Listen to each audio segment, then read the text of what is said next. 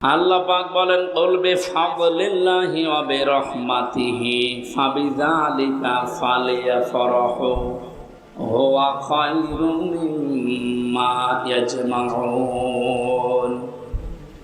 হে নবী, আপনি বলুন, পৃথিবীর মানুষকে আল্লাহ যা দিয়েছেন সবচাইতে বড় দয়ার প্রমাণ দিয়েছেন আল্লাহ কোরআন নাযিল করে। সুতরাং কোরআন যারা পেয়েছে দুনিয়ায় তারা যেন আনন্দ করে, খুশি হয়, উল্লাস করে।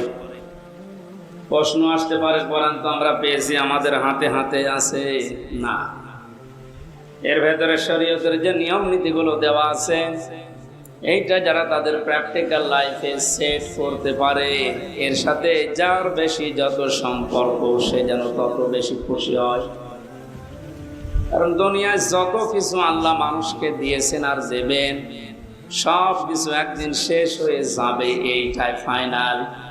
যে কোরআনে কারীম পৃথিবীতে আল্লাহ দিয়েছেন, এটা এখন আছে, কিয়ামতের পরেও এ কোরআন থাকবে। সুবহানাল্লাহ। কিয়ামতের পরে থাকবে মানে কিয়ামতের পরে জান্নাতে যাবে যারা, তাদেরকে আল্লাহ নিজের কণ্ঠ দিয়ে কোরআনে কারীমের সূরা ইয়াসিন তেলাওয়াত করে করে শোনাবেন। 50 আলফা সানা মিম্মা তাউদ্দুন। দুনিয়া 1-2 করে যেভাবে গণনা করো, জান্নাতের ওই পরিবেশে আল্লাহর কুদরতের কণ্ঠে কোরআনের এক একটি আয়াত শুনতে সময় লাগবে 500 বছর। আজকে আমরা যারা কোরআনে কারীমের এই অনুষ্ঠান পেয়ে আনন্দিত, কিয়ামতের ওই ময়দানে জান্নাতের পরিবেশে আল্লাহ শ্রোতা হিসাবে যেন আমার একটু জায়গা করে দেন, বলেন আমিন। তাহলে আজকে আমরা আনন্দিত, খুশি এই কারণে যে এই মাহফিলের সম্পর্ক কোরআনের সাথে না হামজার সাথে না। কাউকে ভালোবাসলে আল্লাহর জন্য বাসবেন, লোক দেখানোর জন্য না। মান আহাব্বা লিল্লাহি ওয়া আবগাদা লিল্লাহি ওয়া তাআ লিল্লাহি ওয়া মানা লিল্লাহ ফাকাদ ইসতাকমালাল ঈমান। ইবনে মাজাহ শরীফের হাদিস। আল্লাহর নবী বলেন, কাউকে যদি ভালোবাসো লোক দেখানোর জন্য না, আল্লাহর জন্য ভালোবাসবা। উপরে উপরে না, ভেতর থেকে আল্লাহর জন্য যদি ভালোবাসাটা হয়, ঘৃণা করলেও আল্লাহর জন্য ঘৃণা করবে না। কিছু দিতে চাইলে আল্লাহর দিকে তাকিয়ে দেবে।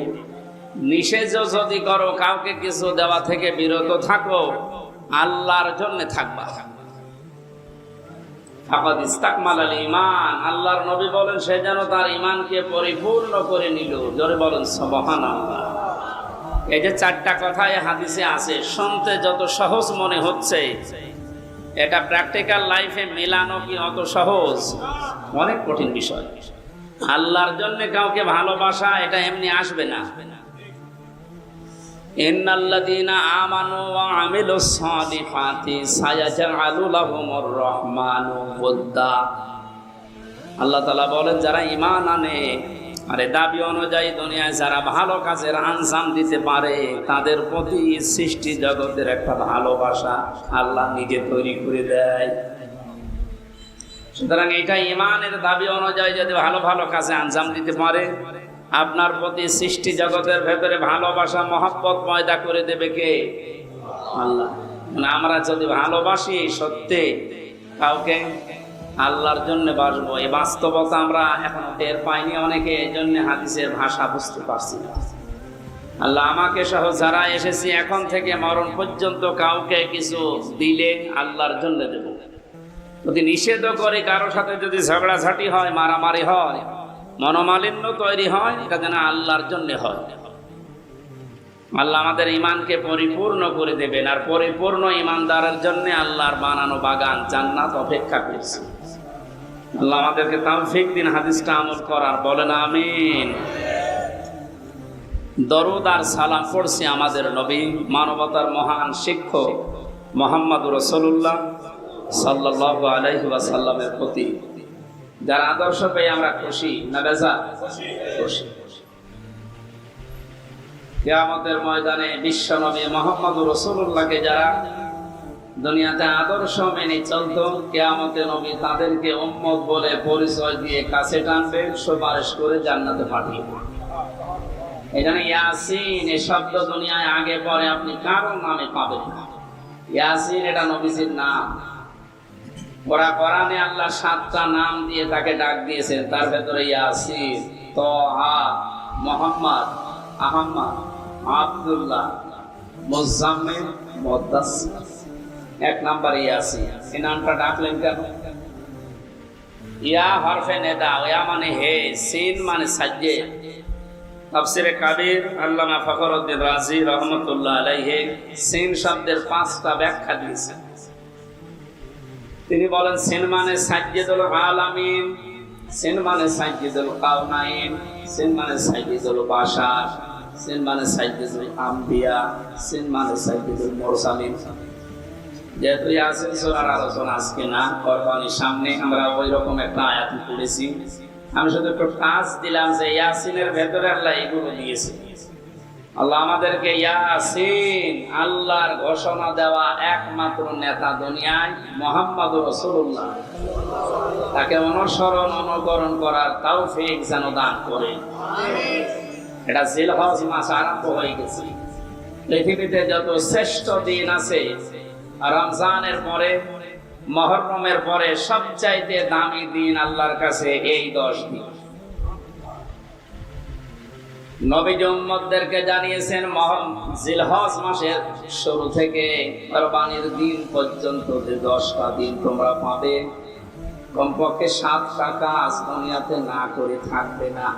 তার 1 নম্বরে এ মাসের শুরুর আগ পর্যন্ত যারা দাড়ি, গোঁফ, চুল, শরীরের বিভিন্ন অঙ্গ প্রত্যঙ্গের পশমগুলো কেটেছিলেন, এই 9 দিন না কেটে যেদিন আপনি কোরবানি করবেন তার আগের দিন কেটে ফেলবেন। 2 নম্বরে এ মাস আসার সঙ্গে সঙ্গে বিশ্বনবী মুহাম্মদুর রাসূলুল্লাহ রোজা রাখা আরম্ভ করতেন। যদি আমাদের এই অভ্যাসটা অনেকের নেই, মনে করে যে রোজা রাখলে আমার শরীর খারাপ হয়ে যাবে, গ্যাসের কারণে আমি রাখতে পারি না, এটা মিথ্যা কথা। রোজা রাখলে গ্যাস, আলসার এইগুলো আরো ভালো হবে, কারণ মানুষের শরীরের ভেতরে হজম করার যে সমস্ত যন্ত্রপাতিগুলো আল্লাহ দিয়েছে এগুলোর একটা লিমিট আছে। খেতে খেতে এগুলোর লিমিট আমরা পার করে ফেলেছি, তখন মেশিন আর কাজ করে না, উল্টাপাল্টা রোগ দেখা দেয়।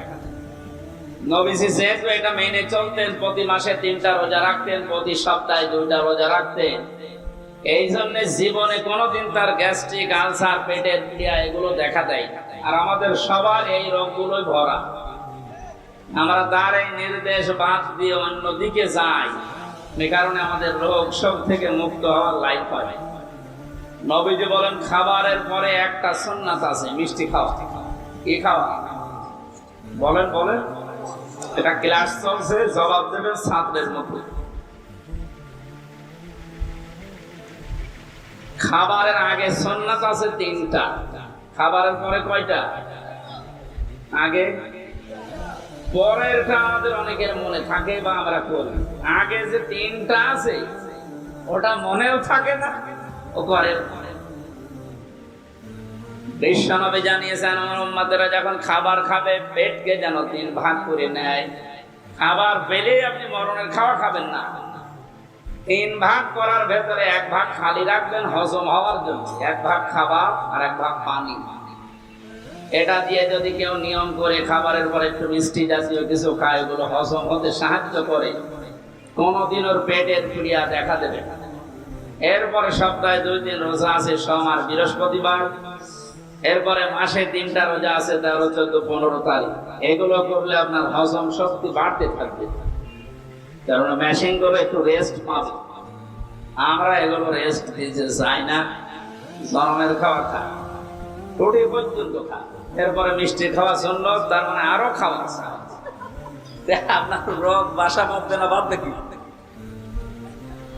সামনে যে কোরবানি দেবে হাজারো মানুষ, অনেকে নিয়ত করে আছেন কোরবানি দিয়ে গোশত সব ফ্রিজে রেখে দেব, যতদিন মনে লাগে খাবো।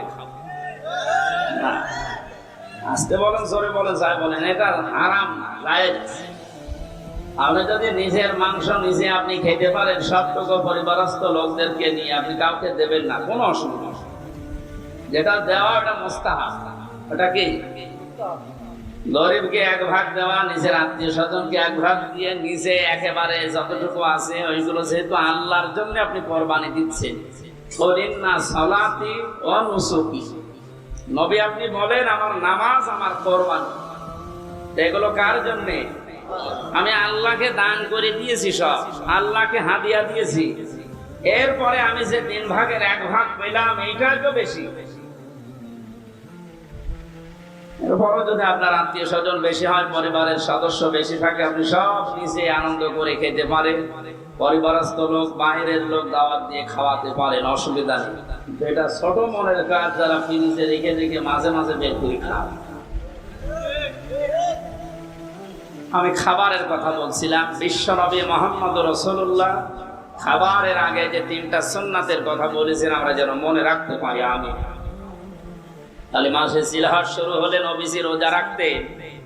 এখানে রোজা আছেন কিনা আমি জানি না, আগামীতে কয়েকদিন সময় পাচ্ছেন কোরবানির আগে, যদি সমর্থ থাকে, শরীর স্বাস্থ্য ভালো থাকে, রোজা রাখবেন। 3 নম্বরে মাস আসলে নবীজি জিকির বাড়িয়ে দিতেন। কে বাড়াতেন? আরো জোরে বলেন। জিকির কি? কোরআনে কারিমে আল্লাহ জিকির করার জন্য আদেশ দিয়েছেন, ওইভাবে উযকুরুল্লাহা কামা আল্লামাকুম, তোমরা জিকির করো আল্লাহর ওইভাবে যেভাবে আল্লাহ তোমাদের শিখিয়েছেন। বাংলাদেশের কুমিল্লা জেলার বড়ুরা আর দেবিদ্বার আমি খোঁজ রাখি কিছু না কিছু। এই সমস্ত জায়গাগুলোতে জিকিরের নামে যে ফিকির আরম্ভ হয়েছে এই কয়েক বছর ধরে, আগে ছিল কিনা আমি জানি না, এগুলো বন্ধ করবে। কারণ উযকুরুল্লাহ কামা আল্লামাকুম, জিকির করো ওইভাবে যেভাবে শিখিয়েছেন। হামজা কে? কামা আল্লামাকুম, যেভাবে আল্লাহ তোমাদের শিখিয়েছেন। এখন আল্লাহ জিকির শিখিয়েছেন কিভাবে? যেহেতু এই মাস আসলেই নবীজি জিকির বাড়িয়ে দিতে। আল্লাহ রাব্বুল আলামিন বলেন, নবী আপনি জিকির করবেন, ওয়াযকুর রাব্বাকা ফি নাফসিকা তাদাররুআ ওয়া খিফাতা ওয়া দুনাল জাহরি মিনাল কাওলি বিল গুদুবি ওয়াল আসাল ইলা আখির। সূরা আরাফ 9 নম্বর পারার 15 নম্বর পৃষ্ঠা 13 নম্বর লাইনের 205 নম্বর আয়াত, এটা তাফসীর ইবনে কাসিরে পাবেন। আল্লাহ পাক বলেন, নবী আপনি জিকির করবেন 1 নাম্বার মনে মনে। কিসে? এই ছাত্রের মতো জবাব দিতে পারেন না, বলেন বলেন। 2 নম্বরে কান্না জড়িত কণ্ঠে। 3 নম্বরে ভীত সন্তুষ্ট হয়ে।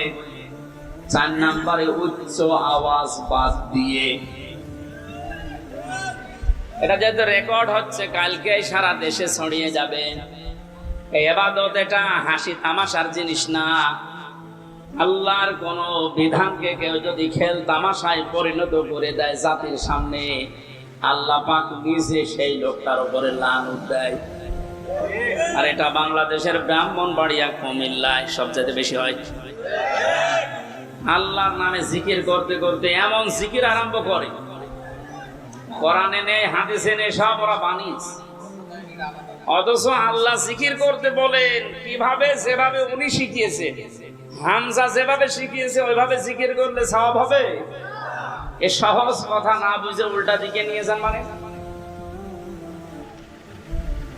আল্লাহর নাম বাদ দিয়ে কেউ যদি রাসূলুল্লাহর নাম নিয়েও জিকির করে, এত মর্যাদা যার কথা বললাম, ইয়াসিন, হে নেতা, এই শব্দটা যাকে আল্লাহ নির্ধারিত করে দিয়েছেন, আল্লাহর ঘোষণা দেওয়া নেতা কয়জন? তার নামেও জিকির করা জায়েজ নেই। কেউ যদি ইয়া রাসূলুল্লাহ জিকির কর, কবিরা গুনাহ হবে। কারণ জিকির হবে আল্লাহর নামে, দরুদ হবে রাসূলের নামে। এক কথা বুঝতেছে? আজকে থেকে সিদ্ধান্ত নেওয়া লাগবে যে জিকির আমরা আল্লাহ বাদে কারো করব না। আর 4টা পদ্ধতি দিয়েছেন আল্লাহ জিকিরের, মনে মনে, কান্না জড়িত কণ্ঠে, ভীত সন্তুষ্ট হয়ে, আর উচ্চ আওয়াজ বাদ দিয়ে। জিকিরের শব্দ হবে চারটা, সুবহানাল্লাহ, আলহামদুলিল্লাহ, লা ইলাহা ইল্লাল্লাহ, আল্লাহু আকবার। বাংলাদেশে এখন 48,000-এর উপরে সরকারি জরিপে দরবার আছে। আপনি একটা দরবার আমারে নিয়ে চলেন যেখানে এই চারটা শব্দের বাইরে জিকির হচ্ছে না, নিয়ে চলেন, আমি যাব। চট্টগ্রামের আব্দুল জব্বার রহমতুল্লাহ আলাইহির যে দরবার ছিল বাইতুর শর, এখানে নিয়ম নীতি ছিল, এখন অনেক পাল্টিয়ে ফেলছে। বাকিগুলোর কথা তো বলার মতো ভাষা আমাদের নেই। কিছুক্ষণ ওখানে গেলেই সুবহানাল্লাহ, আলহামদুলিল্লাহ, আল্লাহু আকবার দেয়, এরপরে আলী বাবা, শাহ আলী বাবা, দয়াল বাবা, ন্যাংটা বাবার নামও জিকির হচ্ছে। বলেন তো জিকিরের শব্দ কয়টা, সিস্টেম কয়টা? এর বাইরে যদি কেউ শরীয়ত বানিয়ে বলে না ইয়ালি বাবা বলেও জিকির জায়েজ আছে, পরিমাণ থাকবে। যেহেতু এলাকাতে অনেকে না বুঝে করেন এটা বাদ দেন। জিলহজ মাস আসলে নবীজি জিকির বাড়িয়ে দিতেন, কিন্তু আল্লাহর শেখানো পদ্ধতিতে। জিকিরের দ্বিতীয় অর্থ হচ্ছে আল্লাহর আইন, আল্লাহর বিধান। খুব খেয়াল করে শুনবেন। আমান আরাদান যিকরি ফাইন্না লাহু মাঈশাতান দানকা ওয়া নাহশুরুহু ইয়াওমাল কিয়ামাতি আ'মা। সূরা তাহা 16 নম্বর পারা 19 নম্বর পৃষ্ঠা 13 নম্বর লাইনে আছে 124 নম্বর আয়াত। এটা তাফসীরে ফি জিলালিল কোরআনে থেকে বলছি। আল্লাহ তাআলা বলেন, আমার জিকির, আমার আইন, আমার নিয়ম কানুন বাদ দিয়ে যদি কোন দুনিয়াকে উপায় করে, টাকা পয়সা ইনকাম করে, সম্পদ, আমি আল্লাহ ওর জীবন সংকীর্ণ করে দেব। এ কথা তো আমি বানালাম নাকি? বলেন বলেন, আল্লাহর কথা কি 100% সত্য? এটাতে কত অথেন্টিক, এখন বাস্তবতার দিকে তাকান, আপনি টের পাবেন। দংকার আমি 27টা ব্যাখ্যা পেয়েছি তাফসিরে। 1 নম্বরে পৃথিবী থেকে যদি আল্লাহর আইন বাদ দিয়ে, আল্লাহর বিধান যেটা আছে ওইটা বাদ দিয়ে উপায় করে টাকা পয়সা, চর্ম চোখে দেখবে যে হ্যাঁ উপায় হচ্ছে, আল্লাহ পাক বলেন ওর ভেতরে 1 নম্বরে আমি কোনো বরকত রাখবো না। চর্ম চোখে দেখবে যে টাকা পয়সা 10 লাইন দিয়ে আসতেছে, 15 লাইন দিয়ে চলে যাওয়ার ব্যবস্থা করে দেবে। 2 নম্বরে দুনিয়াতে ওই লোকটা কোনদিন ওই সম্পদ আল্লাহ পাক তাকে ভোগ করতে দেবে না। এটা আমি বানালাম না, মানে এটা আমি বানালাম। আপনি এই দেশের দিকে আজ তাকান, যারা আল্লাহর আইন বাদ দিয়ে উপায় করছে, আপনি দেখবেন চর্ম চোখে তাদের ব্যাংক ব্যালেন্স, টাকা পয়সা, নাড়ি বাড়ি গাড়ির অভাব নেই, দেশে জায়গা হয় না, অনেকে আবার বেগম পাড়াও বানায়। বাস্তবতায় আল্লাহ কি অ্যাকশন নেয়, ওগুলো দিয়ে তাদেরকে আল্লাহ ভোগ করতে দেয় না। 2 নম্বরের এই 3 নম্বরের ব্যাখ্যা পেয়েছি, মানুষটা যখন বিদায় নেবে দুনিয়া থেকে, সবচাইতে অবৈধ ইনকাম যারা দুনিয়ায় করে, এদেরকে আল্লাহ লাঞ্ছিত ভাবে, অপমানিত ভাবে, বেঈমান অবস্থায় বিদায় দেবে। পৃথিবীর সাক্ষী হয়ে থাকবে তাদের মরণে। কুষ্টিয়ার পাশে ঝিনাইদহ জেলার একজন এই যে কিছুদিন আগেই মারা গেছে, কি অবস্থা তার, যে ডিটেলস এখন আসতেছে, 200 কোটি টাকার মামলা। লোকটা মারা যাবার পর তার লাশের একটা টুকরাও খুঁজে পাওয়া যাচ্ছে না। আজ কয়েকদিন ধরে তার মেয়ে পর্যন্ত কেঁদে কেঁদে বলছে, একটা টুকরা দেন, একটু জানাজা করে মাটি দেই, তার সান্ত্বনা পাবো। ফেসবুকে কয়েকদিন আগে দেখেছি কলকাতায় খেজুর গাছের সাথে 2টা বিচি ঝুলিয়ে আছে। অনেকে বলছে এটা ওই লোকের বিচি। এটা তাকিয়ে দেখলাম যে না, মানুষের বিচি অত বড় হয় না, ওটা মানে ছাগলের বিচি হবে। কোন জায়গায় আল্লাহ মানুষকে নামিয়েছে আপনি টের পাচ্ছেন? আমি শুধু হাসির খোরাকে দেওয়ার জন্য বলি না, এটা বাস্তব দংকার। 3 নাম্বার ব্যাখ্যা, দুনিয়ায় সত্যি যদি আল্লাহর আইন বাদ দিয়ে কেউ উপায় করে, মহান আল্লাহ পাক তাকে এমন অবস্থায় দুনিয়া থেকে বিদায় দেবে, ওই লোকটা দুনিয়ায় সাক্ষী হয়ে থাকবে, ইতিহাস হয়ে থাকবে। পৃথিবী প্রকম্পিত হয়ে যাবে তার মরণ দেখে। 4 নাম্বার ব্যাখ্যা আছে, এই লোকটা যখন মারা যাবে ঈমান তো পাবে না, মরণের সঙ্গে সঙ্গে কবরে দিতে দিতে ওর শাস্তি আল্লাহ নিজে ফেরেশতা দিয়ে আরম্ভ করবে। 4 নাম্বারটা আমি বানালাম নাকি? সবগুলো তাফসীর থেকে আমি নোট করে এনেছি, আপনি বাড়িতে এসে মিলাবেন, দেখবেন আপনার সাথে একটা মিলে যাচ্ছে। এই জন্য আল্লাহর জিকির মানে আল্লাহর আইন, আল্লাহর বিধান। আল্লাহর বিধান বাদ দিয়ে দুনিয়াতে সত্যি কেউ যদি উপায় করে, শরীক ফাঁকি দিয়েছেন যারা, শরীক ফাঁকি দেয় না দেশে? কত মানুষ এখন হজে আল্লাহর ঘর তাওয়াফ করছে, নবীজিকে সালাম দিচ্ছে রওজার পাশে দাঁড়িয়ে, অথচ নিজের আপন ভাইয়ের জমি জাল দলিল করে নিজের নামে লিখে নিয়েছে। এটা আমি মনে হয় বেশি বলে ফেললাম, নিজে ছিলাম হজে, দেখেছি। হজে আসার সময় বনের সম্পদ গুলো ফাঁকি দিয়ে নিজের নামে লিখে নিয়েছি। বনকে তো মানুষ করে বিয়ে দিয়েছি, এই যথেষ্ট, আবার জমি দেব কেন? জমি দেবে কেন মানে তুমি তোমার বাবার ছেলে, আর ওইটা কি ও ধার করিয়ে নিয়েছি? আপনি আল্লাহর একটা বিধান পালন করার জন্য 7.5 লাখের উপরে টাকা খরচ করে হজে গেলেন, অথচ বনের 3 লাখ টাকা আপনি আত্মসাৎ করে গেলেন। এখানে বিধানটা কার ছিল? ওখানে এক আল্লাহর বিধান 2 রকম করে ফেললেন। এই জন্য শরীক যারা ফাঁকি দিচ্ছেন, দমকার ব্যাখ্যা পড়তে পড়তে আমি এটা পেয়েছি, দুনিয়াতে যারা ভাই বোন ছেলে মেয়ে জনগণ এ শরীক যারা ফাঁকি দিয়ে দুনিয়ায় চলবে, এই মানুষগুলো মরণের সঙ্গে সঙ্গে খবরে আমার আল্লাহ নিজে আযাব শুরু করবে। কারণ কি? কারণ আপনার নিচে যারা আছে এরা আপনার কাছে এতিম। এরা কি? বলেন বলেন। ইন্নাল্লাযীনা ইয়াকুলুনা আমওয়ালাল ইয়াতামা যুলমান ইন্নামা ইয়াকুলুনা ফি বুতুনিহিম নারা ওয়া সায়াসলাউনা সাঈরা। সূরা নিসা 4 নাম্বার পারার 17 নাম্বার পৃষ্ঠার 14 নাম্বার লাইনের 10 নাম্বার আয়াতটা ইবনে কাসিরে আছে। আল্লাহ পাক বলেন, নিশ্চয় যে বা যারা বর্তমানে খাচ্ছে ভবিষ্যতেও খাবে। এটা মোজারে, প্রেজেন্ট, ফিউচার, 2টা কাল দিয়েছেন এক ওনার ভেতরে। আমওয়ালাল ইয়াতামা যুলমান, এতিমদের মাল সম্পদ জুলুম করে। প্রশ্ন আসতে পারে, এতিমের মাল আমি খাই না, আমি একটা অফিসের এমডি, আমার নিচে যারা আছে এদের বেতন থেকে কিছু কেটে খাই। আপনি একটা অফিসের এমডি যদি হয়ে থাকেন, আপনার নিচে যারা আছে হাদিসের ভাষায় সবগুলো আপনার কাছে এতিম। এই কথা বলে না?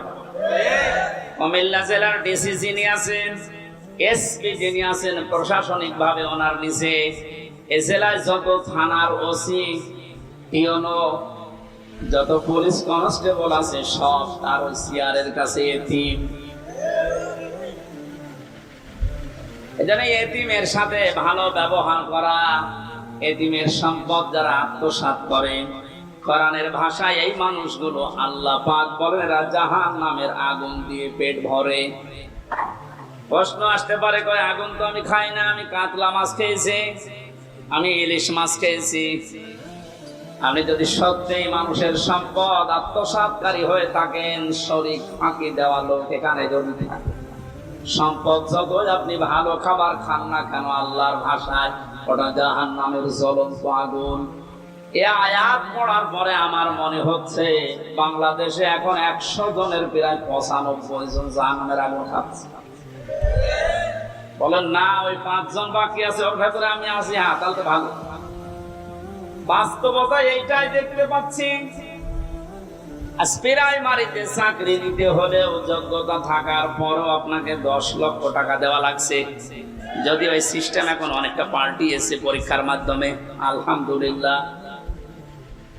আগের যে সিস্টেম গুলো ছিল, ওভাবে যোগ্যতা থাকার পরেও যাদের কাছে টাকা পয়সা নেওয়া হয়, এরা তো আপনার কাছে, আপনার দপ্তরের কাছে এতিম। এরা এতিম না? এদের কাছ থেকে আপনি হাদিয়া বলে নেন, আর তওফা বলে নেন, আর চাই বলে নেন, স্পিরিট মানি বলে অনেকে নেয়। এগুলো সব হবে আল্লাহর ভাষায় জাহান্নামের আগুন। আল্লাহ এতটুকু যদি শেষ করে দিতেন, ওয়াসায়াসলাউনা সাঈরা, সিন সাফা কদ লাম, 13টা শব্দ আছে আরবি গ্রামারে। কোন সেন্টেন্সের আগে যদি একটা আসে অর্থ হয় অতি তাড়াতাড়ি। আল্লাহ পাক এখানে সিন দিয়ে জানিয়েছেন, মানুষের সম্পদ যারা ফাঁকি দিয়ে খাও, জোর করে জুলুম করে অন্যায় ভাবে খাও, মিথ্যা মামলা দিয়ে তারা জেলে দিয়ে তার পরিবারের কাছ থেকে অবৈধভাবে টাকা নাও, না এদেশে বন্ধ হয়ে গেছে। হাজারো মানুষ এরকম বিপদে আছে। শরীক ফাঁকি দিয়ে যারা খাও, এই মানুষগুলো শুধু মরতে দেরি, যেহেতু তুমি বেঈমান হয়ে মরবে, ঈমান পাবে না। দংকা 4 নাম্বার ব্যাখ্যা। যারা অবৈধ ইনকাম করে ওদের ঈমান নসিব আল্লাহ বন্ধ করে দেয়। বলেন নাউজুবিল্লাহ। ওরা সঙ্গে সঙ্গে কবরে দেবেন। আল্লাহ নিজে বলেন জাহান্নামের আগুন সাঈর, যেটা এটা আমি লাগিয়ে দেব। এর আগে আমি বহুবার বলেছি, জাহান্নাম একটা, জাহান্নামের স্তর বা দরজা 7টা। জাহান্নামের দরজা কয়টা? এই 7টার ভেতরে সাঈর একটা। সাঈরে যাওয়ার জন্য যে 4 প্রকার মানুষের নাম আমরা কোরআনে পেয়েছি, তার 1 নম্বরে যারা এতিমের মাল আত্মসাৎ করে, ফাঁকি দেয়, শরীক যারা ফাঁকি দেয়, এদেরকে মরণের ভয়ে আল্লাহ জাহান্নামে সাঈরে নিচে পাঠিয়ে দিয়ে আগুন লাগিয়ে দেবেন। কুমিল্লাবাসী কারো দিকে তাকিয়া নিজের ইমানের দিকে তাকিয়ে বলেন তো, এখানে শরীক ফাঁকি দেওয়া মানুষ আছেন কিনা? আওয়াজ দেওয়া আকারে আওয়াজ দিবি, আমার মনে হয় এই এলাকার সব। এই শরীক ফাঁকি দিয়েছেন কারা? দেখি হাত তোলেন তো।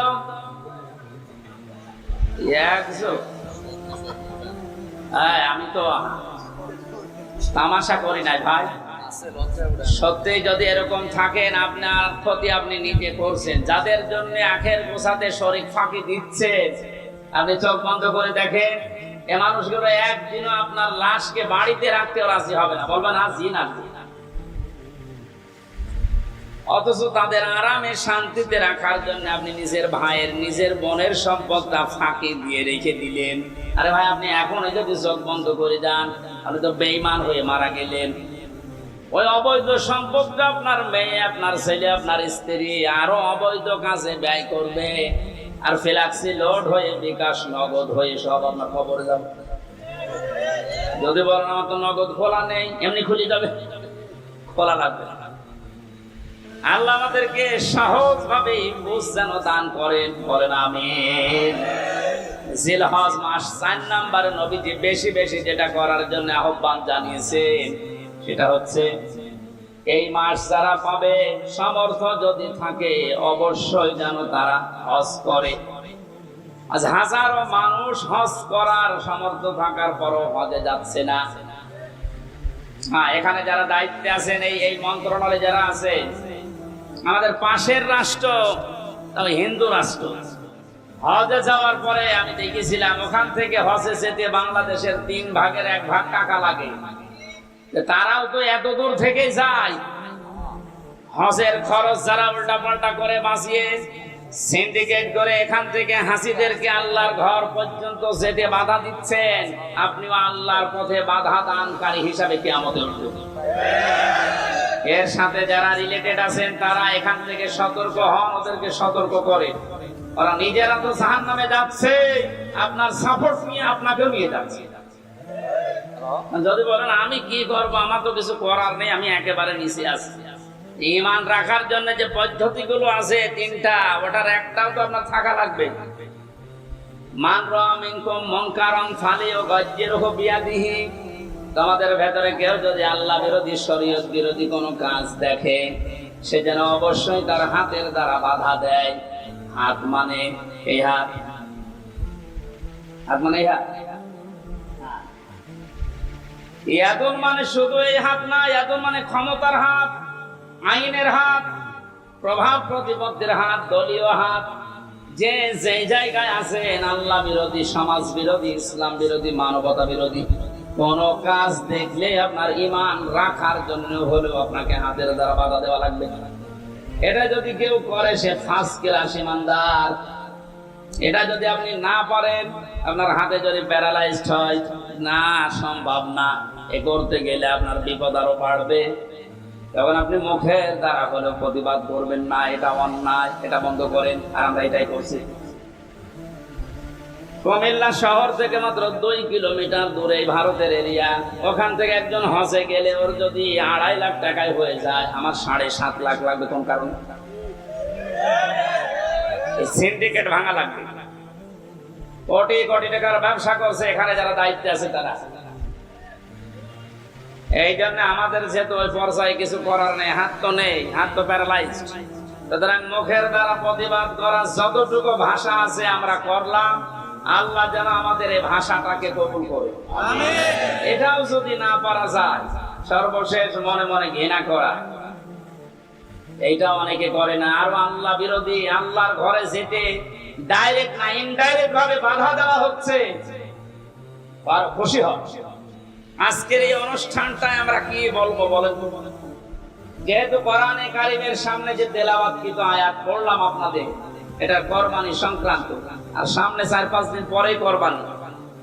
আমাদের এখানে আলোচনাও তো ওই ধাঁচে আমরা করব। এরপরও যদি কোনো মহল উল্টাপাল্টা ধারণা করে এটা বন্ধ করে দেয়, এটা ডাইরেক্ট না ইনডাইরেক্ট যারা চেষ্টা চালিয়েছিলেন, আপনি কোরআনে বাধা দানকারী হিসাবে কিয়ামতে উঠবেন।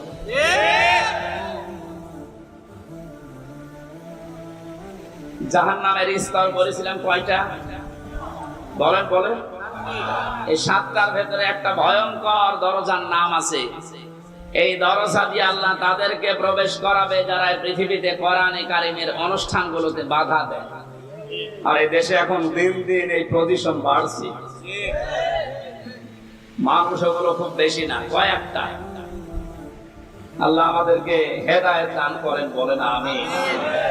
এই জন্য হজ করার সামর্থ্য যাদের আছে, হজ অবশ্যই করে মারা যাবে। হজ করার সামর্থ্য থাকার পরও যদি কেউ হজ না করে মারা যায়, নবীজি বলেন ও হয় ইহুদি হয়ে মরবে, নাই খ্রিস্টান হয়ে মরবে, ওটা আমার দেখার দরকার নেই। ধরে বলেন নাউজুবিল্লাহ। জিলহজ মাসের এই আমলগুলো আমরা শুরু করতে পারি। আল্লাহ আমাদেরকে সবাইকে যেন তৌফিক দেন। সূরা মায়েদা 27 থেকে 34 এই আয়াতগুলো আমরা তেলাওয়াত করব এখন। এর আলোকে কোরবানির সামনে নিয়ে কিছু মাসলা মাসাইল আকারে তাফসীর নিয়ে কথা বলবো ইনশাআল্লাহ। জবান খুলে কোরআনের এই সোনালী আয়াতের অংশ বিশেষ একটু পড়ে, শয়তান যদি আশপাশে থাকে ও যেন চলে যায়। কারণ পৃথিবীর কোন ইবাদত করার আগে আউযুবিল্লাহ পড়া লাগে আমি পাইনি। নামাজ পড়তে হলে আউযুবিল্লাহ পড়া লাগবে, আছে? যদি না পড়েন আপনার নামাজ হবে না, এই কথা কেউ বলতে পারে। রোজা রেখেছেন, আউযুবিল্লাহ পড়েননি, আপনার রোজা হবে না। এই যে হজে যাচ্ছে যারা আউযুবিল্লাহ পড়েনি, হজ হবে না। কোরআন পড়তে গেলে যদি কেউ আউযুবিল্লাহ না পড়ে, কোরআন পড়া তো হবে না, আরো ওর গুনাহ হবে। কারণ এটা ওয়াজিব তরক করা গুনাহ। আইদা ক্বরাআতাল কুরআনা ফাস্তাইজ বিল্লাহি মিনাশ শাইতানির রাজীম। নবী আপনি যখন কোরআন আরম্ভ করবেন তখন আল্লাহর কাছে আশ্রয় চান শয়তান থেকে। এটা কি নফল না ওয়াজিব? বলেন বলেন। কেন এত গুরুত্ব বলেন তো? নামাজের মতো, রোজার মতো, হজের মতো এত বড় বড় বিধান পালন করতে গেলে আউযুবিল্লাহ পড়া লাগছে না, অথচ কোরআন পড়তে গেলেই পড়া লাগে।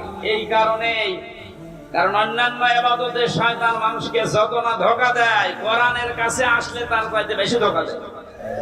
কারণ শয়তান জানে যদি ওর কাছে আসে, আর এটা যদি জানে আমি শয়তানি করব কোথায়, কারণ শয়তানি করার জায়গা থাকবে না।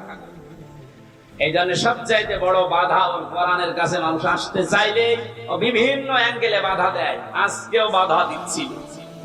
এই জন্য আশপাশে যদি থাকে শয়তান, সে মানুষ হোক আর জিন হোক, ও যেন চলে যায়। বলেন আউযু বিল্লাহি মিনাশ শাইতানির রাজিম।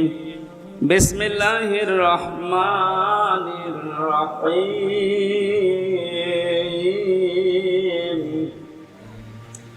ওয়াতলু আলাইহিম নাবা বানাই আদামা বিল হক। সাদাকাল্লাহুল আযীম। সূরা মায়েদা 27 নম্বর আয়াত পড়েছি অংশ। কোন সূরা বলেন তো? মায়েদা মানে দস্তরখানা। মায়েদা মানে কি? দস্তরখানা নামে আল্লাহ একটা সূরা দিলেন, অথচ এর গুরুত্ব অনেকের কাছেই নেই। দস্তরখানা বিছিয়ে খাবার খাওয়ার সিস্টেম এখন টেবিল চেয়ার এসে ঢুকে গেছে। নবীজি নিচে মাটিতে বসে খাবার খেতেন দস্তরখানা বিছিয়ে, কিন্তু এখন এই সিস্টেমগুলো বাদ হয়ে যাবে। কেন এই সিস্টেম ছিল বলেন তো? আল্লাহর নবী জানিয়েছেন কেউ যদি দস্তরখানা বিছিয়ে পড়ে যাওয়া খাবারগুলো তুলে খেতে পারে, ও যেন জান্নাতের হুরদের দেন মোহর আদায় করে ফেলেছে। সুবহানাল্লাহ, একটু বুঝে শুনে বলেন।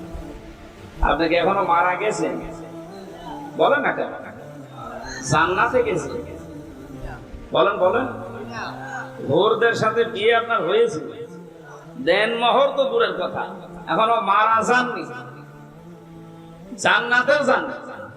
হুরদের সাথে বিয়ে হয়নি, দেন মোহর আদায় হবে কথা বললেন কেন?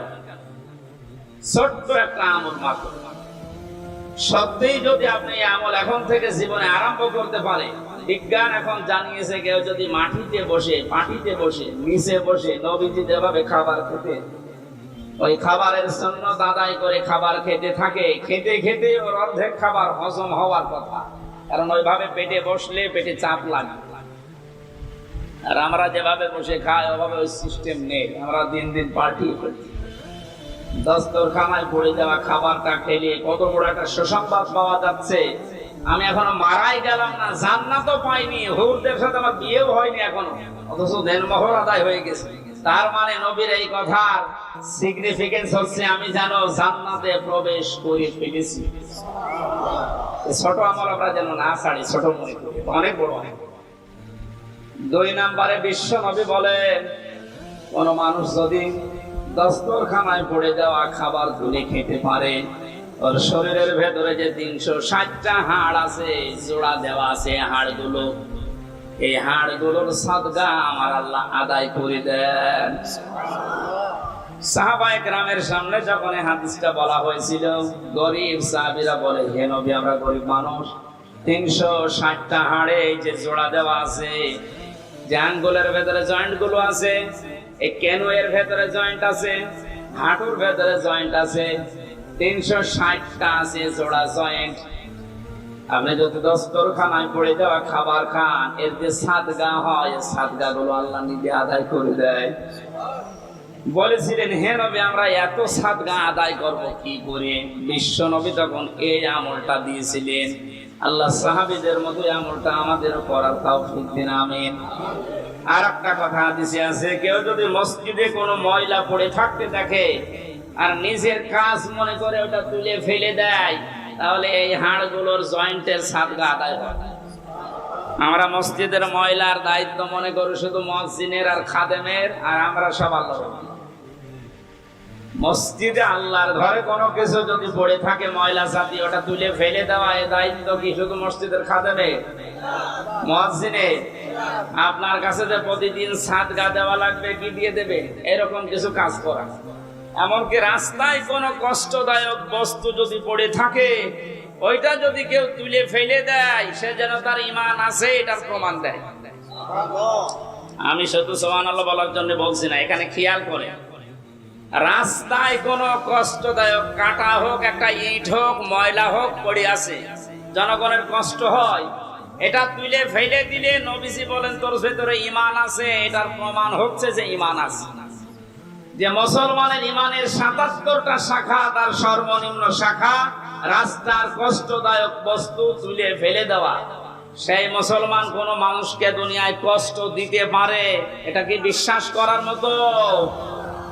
সুতরাং অন্যান্য জাতির উপরে যে উল্টাপাল্টা কাজগুলো হয় মাঝে মাঝে দেখি এই দেশে, এগুলো কোনো মুসলমানের কাজ না, কাজ ওদেরই আমাদের উপর চাপিয়ে দেয়। কোন মুসলমান যদি এ কাজ করেও বুঝবেন ও মুসলমানের ভেতরে ঈমান নেই। বলেন তো, রাস্তার কষ্টদায়ক বস্তু তুলে ফেলা যেখানে ঈমানের একেবারে সর্বনিম্ন স্তর, সেই মুসলমান কোনদিন সন্ত্রাসী হতে পারে? বলেন বলেন, জঙ্গি? আপনি কাঁটা পেলে, রাস্তায় ইট পেলে আরো তুলে ফেলে দেবেন যেন মানুষের কষ্ট না হয়।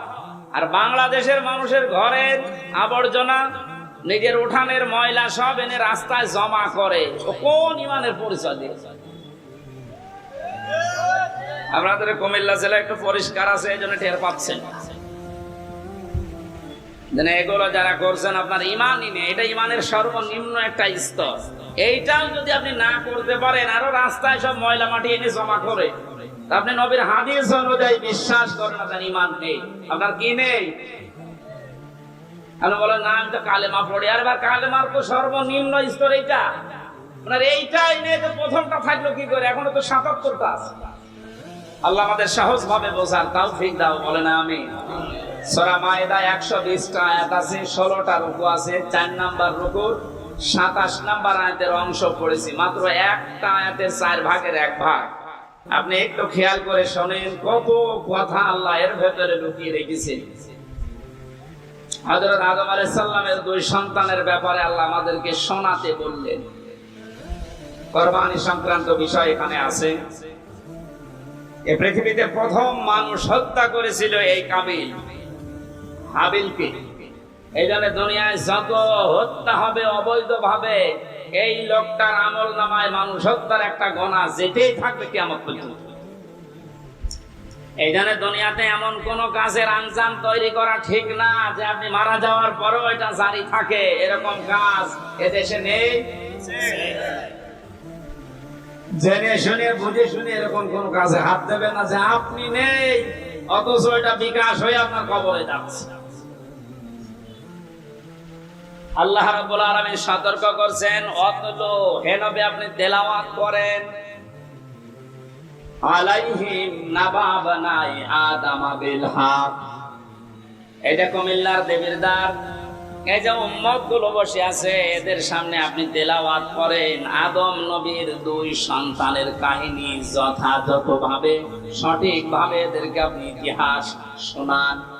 প্রশ্ন আসতে পারে, হাজার হাজার বছর আগে পৃথিবীর প্রথম মানব হযরত আদম আলাইহিস সালাম, তার ২ সন্তানের কাহিনী শুনে আমরা করব কি না? তারা যে একটা বিষয়কে নিজেদের পক্ষে আনার জন্য আল্লাহর যে পদ্ধতি কুরবানি দেওয়া, আমি ইতিহাস বলার জন্য এখানে বসি নাই, তাফসীর থেকে কয়েকটা কথা আনার জন্য, শিক্ষা দেওয়ার জন্য বলছি। হযরতে আদম নবীর সন্তান জোড়া জোড়া তৈরি হতো ওই সময়। আগের পক্ষে পরের পক্ষে এভাবে মিল করে তিনি বিয়ে দিতেন, যেহেতু মানুষের সময় কম ছিল, ওই সময় শরীয়তে ওটা জায়েজ ছিল। বিবাহ দেওয়ার জন্য তাসলিমা আর আকলিমা, মেয়েটা সুন্দর ছিল, এই জন্য আগের পক্ষের এই কাবিল বলে না আমি এটা মানি না, আমার পক্ষে যে আসবে এটা সুন্দরী হয়নি, এই জন্য আমি ওকে বিয়ে করব না, আমি ওইটা চাই। মেয়েদের প্রতি ভালোবাসা, তাদের সৌন্দর্যের প্রতি, তাদের চেহারার প্রতি আকর্ষণ, এটা আমার আল্লাহ দুনিয়া তৈরি হওয়ার পর থেকেই করে দিয়েছে।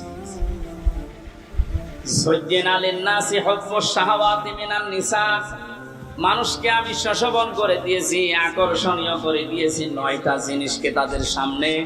১ নম্বরে মেয়ে লোকের চেহারার প্রতি ভালোবাসা, আকর্ষণ, এটা তৈরি করে দিয়েছে কে? এই যে পরীক্ষার জিনিস এটা। এখন যদি বলেন আল্লাহ তৈরি করে দিয়ে আল্লাহ আবার আমাকে শাস্তি দেবে কোন কারণে, এইটাই পরীক্ষা। আপনার মতোই মানুষ আরেকজন আছে, সে তো এরকম সুযোগ পাওয়ার পরও এই কাজ করে না, আপনি করলেন কেন?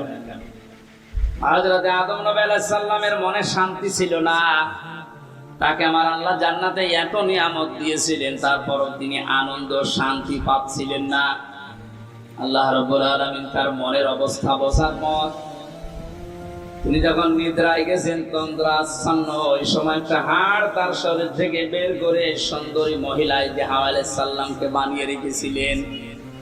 তাফসীরে কাবীরের ভেতরে পেয়েছি পৃথিবীতে ৪ জন মহিলাকে আল্লাহ সবচাইতে সৌন্দর্য দিয়েছেন, তার ভেতরে হাওয়া আলাইহিস সালাম ১ নাম্বার, ইব্রাহিম নবীর প্রথম স্ত্রী হযরতে সারা ২ নাম্বার,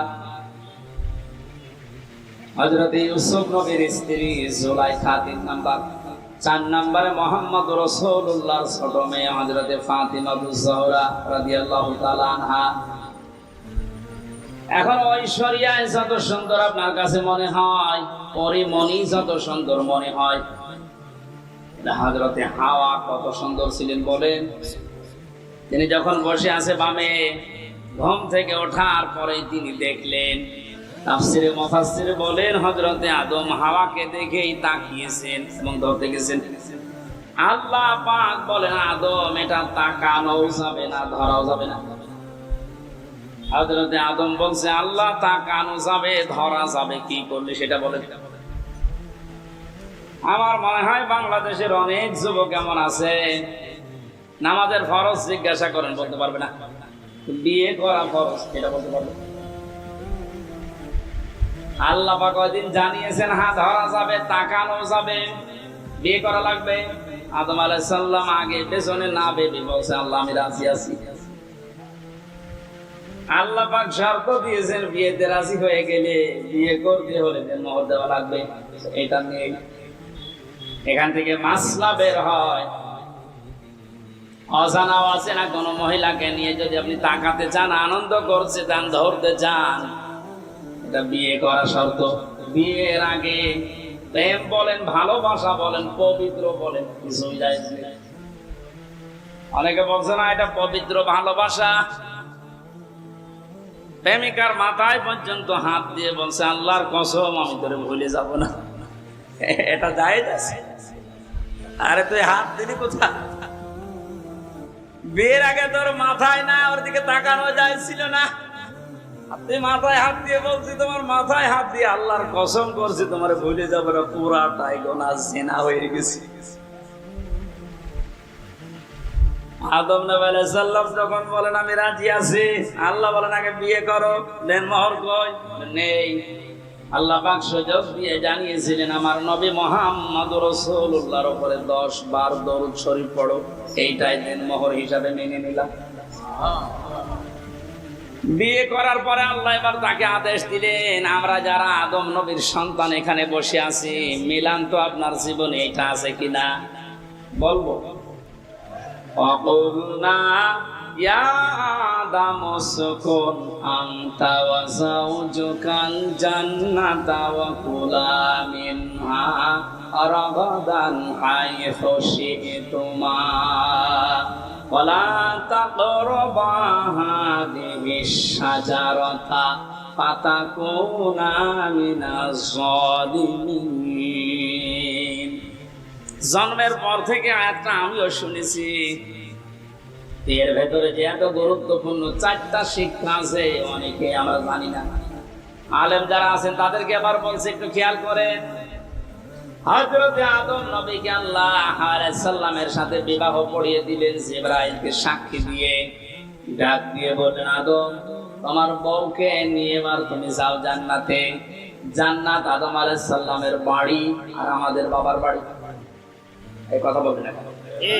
জান্নাত আমাদের, আরো জোরে বলেন, বলেন আরেকবার। তাহলে আয়াত থেকে প্রথম মাসলা বের হয়, বিয়ে করার পরে বউ নিয়ে বাবার বাড়ি যাওয়া লাগবে। আর অনেকে এখন ঘর জামাই থাকে না, এ জেলায় নেই। বিয়ে করে বউ নিজের বাবার বাড়ি নিয়ে যাওয়া লাগবে, আর আপনি সহ থেকে যাচ্ছেন। 2 নম্বরে ওয়াকুলা মিনহা রাগাদান হাইসু শি'তুমা। আলেমদেরকে বলছি, আল্লাহ কিন্তু আনতা ওয়াকুলা এ শব্দ দিতে পারতেন, মাঝখানে আনতা নেই। আজ বাংলাদেশ সহ বিশ্বে যারা নারী স্বাধীনতা আন্দোলন নামে, নারী মুক্তি পরিষদ, নারী বিপ্লব পরিষদ, এরকম 13টা সংগঠন এই দেশে এখন কাজ করছে নারীর স্বাধীনতা দেওয়ার জন্য। আপনি নারীকে আর কি সম্মান দেবেন, কি অধিকার দেবেন? আল্লাহর কোরআনের আয়াতের দিকে তাকান। পৃথিবী তৈরি হওয়ার পরে আল্লাহ নারীদেরকে কি অধিকার দিয়ে দিয়েছেন। আল্লাহ বলেন, বিয়ে করে বউ বাড়িতে নিয়ে যাওয়ার পরে নিচে খাবে হবে না, আংটা নেই। আল্লাহ বলেন, কোলা একবারে নির্বাচন দিয়েছি, তুমি যেই মানের খাবার খাবে, যেই মানের পোশাক পরবে, যেই মানের ঘরে থাকবে, স্ত্রীকে ওই রকম জায়গায়, ওই রকম খাবার, ওই রকম পোশাক দেওয়া লাগবে। এটা নফল না, এটা ফরজ। আজ হাজারো পরিবারে এইটা নেই, এই জন্য অশান্তি। এই আমার কথা বুঝতেছে? নিজে তো বাইরে ভালো মন্দ ভালোই খাচ্ছে, যাওয়ার সময় বর জন্য বাদাম নিয়ে যাচ্ছে। আপনি যে মানের খাবার খেয়েছিলেন, যে মানের পোশাক পরেছিলেন, সেই মানের থাকেন, ওইভাবে তার ব্যবস্থা করে দেওয়া লাগবে। এটা নির্দেশ আল্লাহ আদম নবীর উপরে। আল্লাহ বলতে পারতেন, আনতা হে আদম তুমি মরণের খাওয়া খাও, এরপরে যদি থাকে বউকে দাও না। একবারে গোলা দিয়ে আল্লাহ মেয়েদেরকেও আমাদের সাথে শামিল করে দিয়েছেন সমান। 3 নাম্বারটা তো আরো কঠিন। হাইসো সে তোমা, যেখানে ইচ্ছা যাবে এই বাগানে এই জান্নাতে, যা ইচ্ছা খাবে। তার মানে আয়াত থেকে মাসলা বের হয়, বিয়ে করার পরে বউকে তালাবদ্ধ হয়ে ঘরে বসিয়ে রাখবেন না, মাঝে মাঝে তাকে বেড়াতে নিয়ে যান বিভিন্ন জায়গায়। আপনি এমন এমন জায়গায় নিয়ে যাবেন যেন সে আনন্দ পায়। এমন একটা অনুষ্ঠানে নিয়ে যান। হ্যাঁ, এখানে আর শেষের শব্দ একটু ঝামেলা আছে। আল্লাহ বলেন হাইসো সে তোমা, তুমি নিয়ে যাও যেখানে ইচ্ছা, যাও যা ইচ্ছা খাও। দোয়ালা তাকরাবা হাদিহি শাজারা, এই গাছের কাছে যাবে না। কোন গাছ? না, এটা আমিও জন্মের পর থেকে শুনছি যে গন্ধম গাছ। আরে ভাই, এটা যদি শুধু গন্ধম গাছ উদ্দেশ্য হবে, দুনিয়ায় আয়াত নাজিল করার আল্লাহ দরকার কি? আধুনিক তাফসীর গুলো আপনি দেখবেন, সেখানে শুধু গন্ধম গাছ না, প্রায় 33টা অর্থদিকা আছে। আপনার বউ নিয়ে আপনি এমন বর্ডার পার হওয়া যাবে না যে বর্ডার পার হলে আপনি আবার বিপদে পড়েন। কুমিল্লা শহর থেকে 2 কিলোমিটার পরে ভারতের কি বর্ডার, বলেন না কেন? পাসপোর্ট বাদ দিয়ে, ভিসা বাদ দিয়ে কেউ যদি যায়, নিরাপদে যেতে পারবে। ওটা সীমানা, বর্ডার। আল্লাহ পাক বলেন আমারও বর্ডার আছে দুনিয়ায় 500। কত? 500 বর্ডার জানেন? এগুলো শরীয়তের বর্ডারের ভেতরে দেওয়া আছে। দুনিয়াতে বিবাহ করার পরে বউ নিয়ে আসবা, খাবা, চলাফেরা করবা, অনুষ্ঠানে যাবা, কোনো বাধা নেই। কিন্তু সাবধান, আল্লাহর বর্ডার যেন পার না হয়। এমন অনুষ্ঠানে যাওয়া যাবে না যেখানে গেলে নিজেরও পর্দা থাকে না, বড় পর্দা থাকে না। এরকম অনুষ্ঠান দেশে নেই? শিশু মেলায় যাচ্ছে বউ নিয়ে, শিশু নেই, শুধু শিশুর খালার আর মামারা। ওখানে গেলে আপনার আরো অ্যাক্সিডেন্ট হবে। সুতরাং যদি জানেন যে এখানে গেলে নিজের আল্লাহর বিধান মানা যায় না, বউ মানতে পারবে না, ওইরকম অনুষ্ঠানে যাওয়া যাবে না। ওইরকম বিবাহ অনুষ্ঠানে যাওয়া যাবে না যেখানে গেলে নিজে আল্লাহর বর্ডার পার হয়ে যাওয়া লাগে, স্ত্রীও পার হতে বাধ্য হয়। এখন যদি বলেন না গেলে আবার আত্মীয়তা থাকে না, আল্লাহর বিধান বাদ দিয়ে যদি আত্মীয়তা নষ্ট হয়ে যায়, যাক, ওইরকম আত্মীয় দরকার নেই। যে আত্মীয়র কারণে জাহান্নামের আগুনে যাওয়া লাগবে, ওইরকম আত্মীয় থাকার চাইতে না থাকাই ভালো। লা তাআতা লিমাখলুকিন ইল্লা বিমাসিয়াতিল খালিক। আল্লাহর নাফরমানি হয় এরকম কোন কাজ দুনিয়ায় কারো অনুসরণ করা, আনুগত্য করা জায়েজ? বলেন বলেন। আল্লাহ ছোট কথাটা আমাদেরকে বড় পরিসরে বোঝার তৌফিক দিন। সুতরাং বউকে নিয়ে এমন কোন অনুষ্ঠানে, এমন কোন জায়গায় যেতে পারবেন না যেখানে গেলে আল্লাহর বিধান আর মানা যায় না। যদি কেউ যায়, ফাতাকুনা মিনাস যালিমিন, সে জালেম হয়ে যাবে।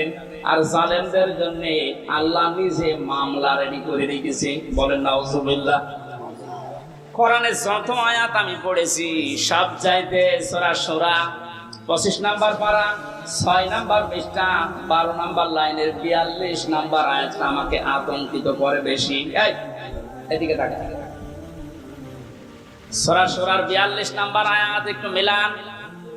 ইন্নামাস সাবিলু আলাল্লাযীনা ইয়াযলিমুনান নাস ওয়া ইয়াবগুনা ফিল আরদি বিগাইরিল হক, ইলা আখির আয়াত।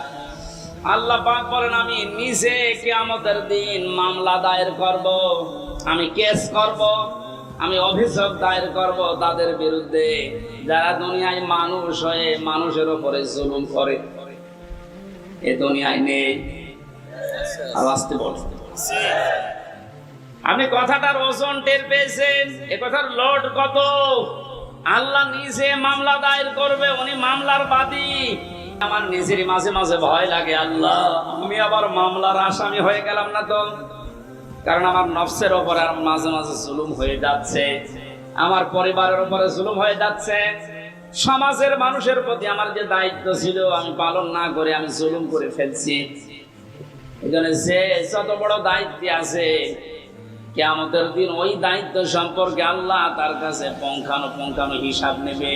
প্রতিটি জিনিসে তো নিয়ামত, এরপরে বাকি কথা। কয়েকদিন আগে একটা কনফারেন্স হচ্ছিল, আমি মদিনায় ছিলাম। এই যে এতটুকু একটা বাচ্চা আব্দুর রহমান, বিশ্ববিখ্যাত হাফেজ,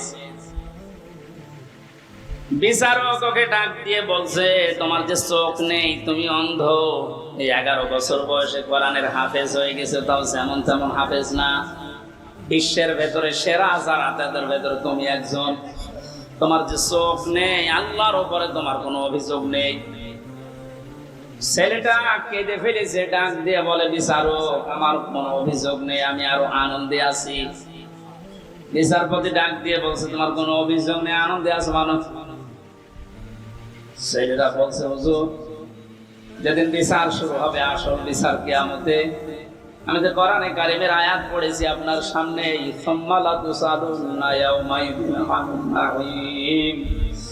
কিয়ামতের দিন প্রতিটি নিয়ামতের হিসাব আল্লাহ নিচে ধরবেন।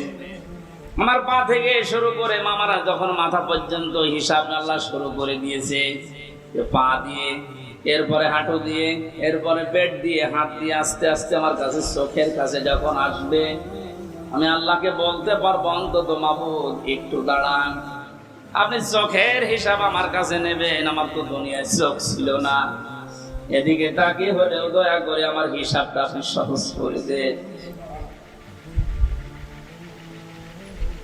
আল্লাহ নিজে বিচারপতি হবে। ও কুমিল্লাবাসী, কি মনে হচ্ছে আপনার কাছে আমি জানি না, কথাটা নরম হলেও অনেক বড় কথা এটা। আল্লাহ নিজে বিচারপতি আর নিজে মামলার বাদী। এই দেশে যে যত বড় দায়িত্বে আছে, সে যদি আপনার মামলার বাদী হয়, জেল থেকে বেরানো আপনার কঠিন হবে। কথা বলে না কেন? প্রধানমন্ত্রী শেখ হাসিনা যদি আপনার বিরুদ্ধে মামলা দেয়, আপনি তো কালকে বের হয়ে যাবেন নাকি? সুতরাং যে যত বড় ক্ষমতাশালী, সে যদি মামলার বাদী হয়ে যায়, পৃথিবীতে সবচাইতে বড় ক্ষমতার মালিক কে বলেন তো? আল্লাহ আয়াতে জানালেন, আমি নিজে তোর বিরুদ্ধে মামলা দেব। এই জন্য আল্লাহর বিধানগুলো ওভারটেক করে পার করে ফেলে আমরা যেন আল্লাহর মামলার আসামি হয়ে না যাই, এগুলো খুব হিসাব নিকাশ করে পা ফেলা দরকার। আদম নবীর সন্তানের কাহিনীগুলো আল্লাহ এবার শোনাতে চেয়েছেন কেন? এবার খেয়াল করেন। আল্লাহ পাক বলেন, হে নবী, আপনার উম্মতদেরকে যখন পাবেন, তাদের সামনে আমার এই আয়াতগুলো তেলাওয়াত করে শোনান।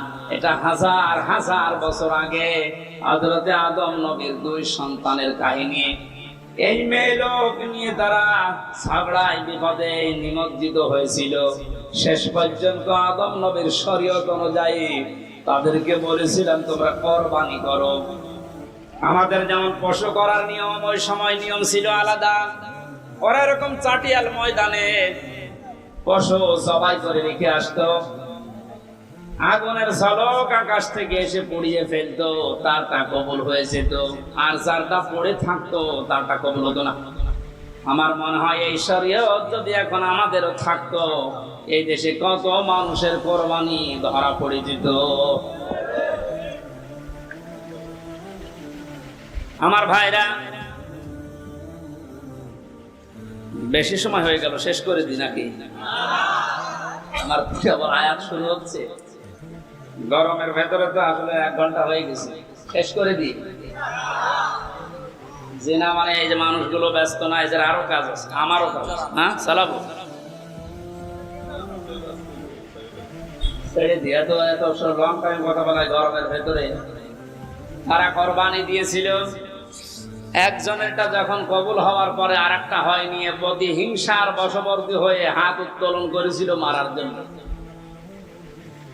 আল্লাহ রাব্বুল আলামিন এই কাহিনীটা শোনানোর মাধ্যমে আমাদেরকে সতর্ক করছেন, এ দুনিয়া থেকে যদি কাঙ্ক্ষিত মানের জায়গায় যেতে না পারো, যার কারণে যেতে পারো না, ওর প্রতি প্রতিশোধ পরানো হলে তার ক্ষতি করো না, যেটা সবচাইতে বেশি আমরা করি। إذ قربا قربانا فتقبل من أحدهما ولم يتقبل من الآخر قال لأقتلنك। এই কাবিল তখন ডাক দিয়ে বলেছিল, ভাই তুমি কি এমন কাজ করো যে তোমার আগুনের ঝলক এসে পুড়িয়ে ফেলেছে? আমিও তো তোমার সাথেই বসবাস করি, আমারটা নিয়ে নিল না। তুমি যেহেতু পথে এখন বাধা হয়ে আছো, তোমার এই রাখবো না, তোমার শেষ করে দেই। হযরতে কাবিল হাবিল ওই সময় যে কথাটা বলেছিল, শুধু ওই সময়ের জন্য না, এটা কিয়ামত পর্যন্ত আয়াতটা কোরআনে থাকবে, এখন আছে, আমাদের জন্য শিক্ষা হচ্ছে। হাবিল বলেছিল, ক্বালা ইন্নামা ইয়াতাকাব্বালুল্লাহু মিনাল মুত্তাকিন। হে ভাই কাবিল, কান খাড়া করে শোনো, দুনিয়াতে শুধু তাকওয়া, মুত্তাকি যারা, এই মানুষগুলোর সম্পদ, জীবন আল্লাহ কবুল করে থাকে। গায়দা প্রমাণিত আমরা যারা কোরবানি এখন দিচ্ছি, সামনে কেনার জন্য প্রস্তুতি নিচ্ছেন, আপনি যদি মুত্তাকি হতে না পারেন, আপনার জীবনের কোরবানি কিন্তু কবুল হবে না। কোরআনে কারিমে আল্লাহ যেখানে কোরবানি শব্দের ব্যাখ্যা দিয়েছেন যে কোরবানি করো, ওর আগের শব্দে আমার আল্লাহ দিয়েছেন নামাজের কথা। এজন্য এখানে যারা নামাজ আদায় করেন না বা নামাজ পড়েন না, নামাজের শিক্ষা যাদের জীবনে নেই, এক কথায় ফতোয়া দেওয়া যায় যে আপনার কোরবানি হচ্ছে না। ফাসাল্লি লিরাব্বিকা ওয়ানহার, আগে কোরবানি করো, এরপর নামাজ পড়ো। বলেন বলেন, এখানে নামাজ যারা পড়ে না তাদের সাথে ভাগ দিলেও আপনারটা হবে না। এটা একটু কড়া হয়ে গেল। আরে ভাই, এই যে পুরাটা মিলে হাত, এতটুকু যদি না থাকে, বাকিটুকু দিয়ে কিছু করা যাবে। যদি বলেন একটু চুলকিয়ে দেন তো কোনো জায়গায়, এতটুকু দিয়ে চুলকাতে পারবেন? আল্লাহ ফাসাল্লি আগে দিয়েছেন যে নামাজ আদায় করো আগে। আরে নামাজের শিক্ষার ভেতরে যে 27টা আছে, তার ভেতরে একটা শিক্ষা হচ্ছে ওয়ানহার, কোরবানি করো। কোরবানি এটা শুধু পশুর ভেতরে সীমাবদ্ধ না, ইসলাম মানতে গিয়েও আপনাকে কোরবানি করা লাগবে। আপনার সম্পদ, আপনার জীবন, আপনার সময়, আপনার লেখনী, আপনার বক্তব্য সব যেন আল্লাহর জন্য, ইসলামের জন্য আপনি কোরবানির জন্য প্রস্তুতি নিতে পারেন। এই শিক্ষা 1 বছর পর পরে আমাদের দিতে আসে। পশু কোরবানি করার আগেই নিজের ভেতরের পশুত্বকে যদি আমরা কোরবানি করতে না পারি, কিয়ামত পর্যন্ত হায়াত পেয়েও আপনার কোরবানি আপনি ওই কাবিলের মতো কবুল করাতে পারবেন না। এজন্য যারা জবাই করার জন্য প্রস্তুতি নিচ্ছেন, কোরবানি পশুর গলায় ছুরি দেওয়ার সঙ্গে সঙ্গে নিয়ত করবেন, আল্লাহ আমার ভেতরের যে পশু আছে, অহংকার, হিংসা, দাম্ভিক্য, এটা আমি আজকে জবাই করে দিলাম। এইরকম কোরবানি দেওয়া মানুষ বাংলাদেশে ভরি ভরি। আল্লাহ, যারা আমরা কোরবানি দিচ্ছি, এভাবে কোরবানি দেওয়ার তৌফিক আমাদেরকে তুমি দান করো, যেন কাবিলের মতো হয় না, হাবিলের মতো কবুল হয়ে যায়। বলেন আমিন।